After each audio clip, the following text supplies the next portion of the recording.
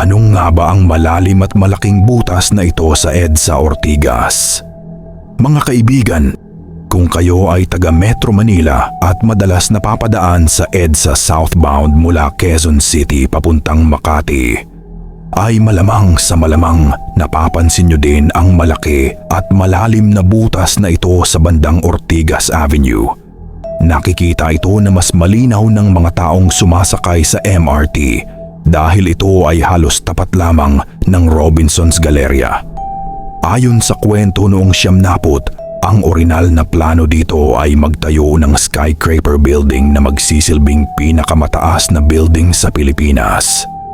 Natatawagin sanang Sky City Tower. Ito ay sinimulang hukayin noong 1997, kaya lang umalma ang mga homeowners ng Green Hills East Association dahil ito raw ay lalabag sa privacy na kanilang mga residente at magdudulot ng isang malaking anino sa kanilang mga bahay.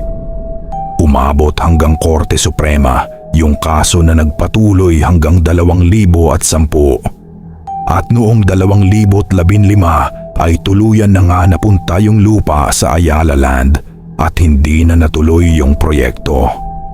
Kaya naman hanggang ngayon ay isa na lamang itong malalim at malaking butas. Ikaw kaibigan, nakita mo na ba ang lugar na ito?